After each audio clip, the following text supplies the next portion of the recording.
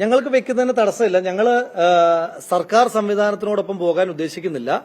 ഞങ്ങൾ KPCC ഭവന നിർമ്മാണവുമായി ബന്ധപ്പെട്ട് ഈ മാസം അവസാനം ശ്രീ രാഹുൽ ഗാന്ധി തറക്കല്ലിടുമെന്നാണ് KPCC പ്രസിഡന്റ് സൂചിപ്പിച്ചിട്ടുള്ളത്. അപ്പോൾ KPCCക്കാണ് ഞങ്ങൾ പണം കൈമാറി ഞങ്ങളുടെ 30 വീട് ആ രീതിയിൽ നിർമ്മിച്ചു പോകും. അതുമായി ബന്ധപ്പെട്ട് കൺഫ്യൂഷൻസ് ഒന്നുമില്ല.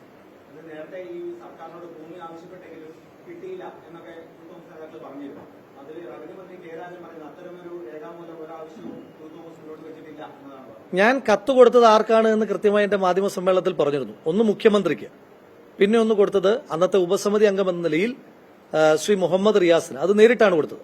മുഖ്യമന്ത്രിക്ക് കൊടുത്തത് അയച്ചു കൊടുക്കുകയാണ്, അല്ലാതെ കൊടുക്കുകയാണ് ചെയ്തത്. മുഹമ്മദ് റിയാസിന് നേരിട്ട് കൊടുത്തു. അത് വാർത്തയായിട്ടും വന്നിട്ടുണ്ട്. അപ്പോൾ ഞങ്ങളുടെ പോയിന്റ് അതല്ല.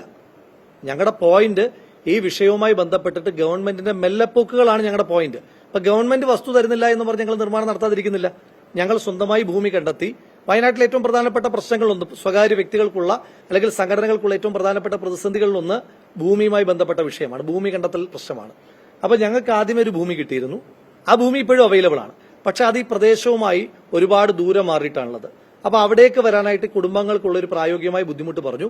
അപ്പൊ അതുകൊണ്ട് KPCC കണ്ടെത്തിയ ഭൂമിയിൽ ഞങ്ങൾ ഇന്ന് വീട് നിർമ്മിക്കും. അപ്പൊ ഇപ്പൊ സർക്കാരിനെ ഞങ്ങൾ കാത്തു നിൽക്കുന്നില്ല. അതന്ന് ആ മാധ്യമ സമ്മേളനത്തിൽ പറഞ്ഞ വിഷയങ്ങൾ ഒന്നായിട്ട് പറഞ്ഞതാണ്. ഞങ്ങളുടെ ഞങ്ങൾ ആ വിഷയത്തിൽ ഇതുവരെ സർക്കാരിനെതിരായിട്ട് സർക്കാരിനെ ഞങ്ങൾ പ്രതികൂട്ടിലാക്കാനായിട്ട് പോയിട്ടില്ല. ഞാൻ ആ പത്രസമ്മേളനം നടത്തുമ്പോഴും പറഞ്ഞിരുന്നു, അത് സർക്കാരിന്റെ ലീഗൽ ലയബിലിറ്റി അല്ല. സർക്കാരിന്റെ ഒരു ലീഗൽ ലയബിലിറ്റി അല്ല. ഇപ്പൊ യൂത്ത് കോൺഗ്രസിന് ഭൂമി തരിക എന്നുള്ളത് ലീഗൽ ലയബിലിറ്റി അല്ല എന്ന് അന്നും മാധ്യമ സമ്മേളനത്തിൽ പറഞ്ഞിരുന്നു. പക്ഷേ നമ്മൾ അങ്ങനെ ഒരു ശ്രമം കൂടി നടത്തിയിരുന്നു. നമ്മൾ എല്ലാ ശ്രമവും നടത്തി നോക്കുമല്ലോ. എല്ലാ ശ്രമവും നമ്മൾ നടത്തി നോക്കുക. ആ ശ്രമത്തിന്റെ ഭാഗമായിട്ട് അതും ശ്രമിച്ചു നോക്കിയിരുന്നു. അതിൽ പരാജയപ്പെട്ടു. അപ്പൊ നമ്മൾ ഭൂമി കണ്ടെത്തുകയാണ്. അതിനകത്ത് വേറെ കൺഫ്യൂഷൻസ് ഇല്ല. 30 വീട് ഭൂമി KPCC കണ്ടെത്തിയ ഭൂമിയുണ്ട്. ആ ഭൂമിയുടെ പേപ്പർ വർക്കുകൾ നടക്കുന്നു. 30-ാം തീയതിയോടുകൂടി KPCC പ്രസിഡന്റ് പത്രസമ്മേളനം നടത്തി പറഞ്ഞത് 30-ാം തീയതിയോടുകൂടി രാഹുൽ ഗാന്ധിയുടെ കൂടെ അവൈലബിലിറ്റി നോക്കിയിട്ട് തറക്കല്ലിടുമെന്നാണ്. അപ്പൊ അതിനകത്ത് 30 വീട് യൂത്ത് കോൺഗ്രസിന്റേതായിരിക്കും. ഇല്ല, ഞങ്ങൾ തുടക്കം തൊട്ട് പറയുന്ന 8 ലക്ഷം രൂപ വീതമുള്ള വീടുകളാണ് ഞങ്ങൾ നിർമ്മിക്കുക. ഞങ്ങൾ അസംബ്ലി കമ്മിറ്റികൾ കൊടുത്തിട്ടുള്ള ടാർഗറ്റും ആ തലത്തിലാണ്. അപ്പൊ ഞങ്ങൾക്ക് 2,40,00,000 രൂപയാണ് ആ വീട് നിർമ്മിക്കാനായിട്ട് ആവശ്യമായിട്ടുള്ള തുക. അത് ഞങ്ങൾ സമാഹരിച്ച് KPCCക്ക് കൊടുക്കും. ഞങ്ങളൊരു അസംബ്ലി കമ്മിറ്റിക്ക് കൊടുത്തിരിക്കുന്ന ടാർഗറ്റ് 2.5 ലക്ഷം രൂപ വീതമായിരുന്നു. 2.5 ലക്ഷം രൂപ വീതമായിരുന്നു.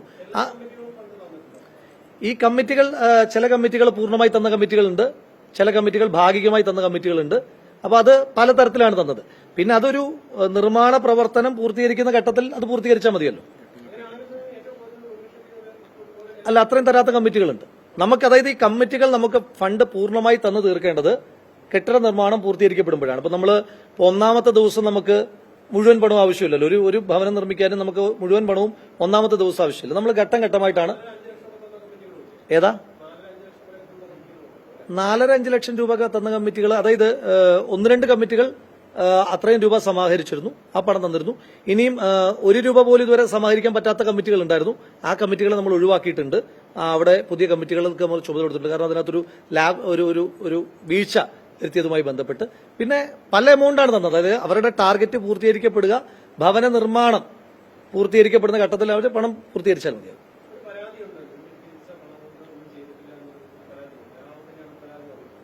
എങ്ങനെ? ആ പരാതി തന്ന ആളെ പറ്റിയിട്ട് നമ്മൾ പറഞ്ഞിരുന്നല്ലോ. അത് ഏതോ പിന്നെ പരാതി ആരാ തന്നതെന്ന് പറഞ്ഞല്ലോ.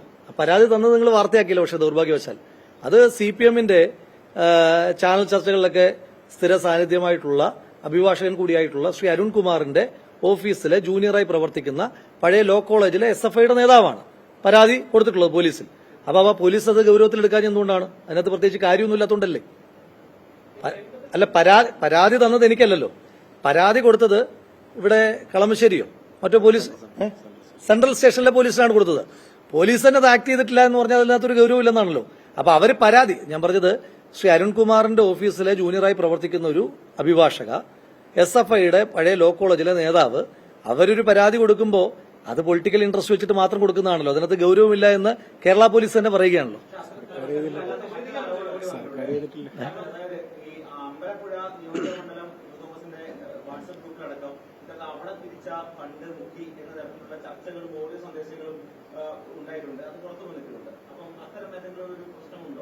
അത്തരം ഏതെങ്കിലും ഒരു പ്രശ്നം ഒരിടത്തും നിലനിൽക്കുന്നില്ല. എല്ലാ കമ്മിറ്റികളോടും, അതായത് ഓരോ ചലഞ്ചുകൾ നടത്താനായിട്ട് നമ്മൾ നേരിട്ട് ധനസമാഹരണമായിരുന്നില്ല, പലതര ചലഞ്ചുകളിലൂടെയാണ് ധനം സമാഹരിക്കാൻ ആവശ്യപ്പെട്ടിട്ടുള്ളത്. ഇപ്പൊ ഞാൻ എന്റെ അസംബ്ലിയിൽ അടൂര്, അന്ന് ഞാൻ പാലക്കാട് MLA ആയിട്ടില്ല, ഞാൻ അടൂരിൽ ഞാൻ കാറ്ററിംഗ് പ്രവർത്തനം നടത്തിയിട്ട് പണം സമാഹരിച്ചിട്ടുണ്ട്. ഞാൻ തന്നെ ഒരു വിവാഹത്തിന്റെ കാറ്ററിംഗ് പ്രവർത്തനങ്ങൾക്ക് നേതൃത്വം കൊടുത്തിട്ട് ആ പണം അസംബ്ലി യൂത്ത് കോൺഗ്രസ് കമ്മിറ്റി ഏൽപ്പിച്ചു. അസംബ്ലി യൂത്ത് കോൺഗ്രസ് കമ്മിറ്റികളാണ് വിവിധ ചലഞ്ചുകൾ നടത്തിയിട്ട് ഈ ധനം സമാഹരിച്ചിട്ടുള്ളത്. അതിനുശേഷം അവരവരുടെ ടാർഗറ്റ് എമൗണ്ട് കൃത്യമായി സംസ്ഥാന കമ്മിറ്റിയിലേക്ക് കൈമാറുന്ന ഒരു പ്രക്രിയയാണുള്ളത്. അപ്പോൾ അതുകൊണ്ട് ഇപ്പൊ താഴെത്തട്ടിലെ ഏത് അസംബ്ലി കമ്മിറ്റി ആയാലും അവർ ഇത്ര രൂപ തരാൻ ദേ ആർ ലയബിൾ, അവർക്കതിന്റെ ബാധ്യതയുണ്ട്, അതവർ കൃത്യമായി തരും. അതുകൊണ്ട് അതുമായി ബന്ധപ്പെട്ട് സംഘടനയ്ക്കകത്ത് വേറെ ഏതെങ്കിലും തരത്തിലുള്ള പരാതികളോ പരിഭവങ്ങളോ നിലനിൽക്കുന്നില്ല.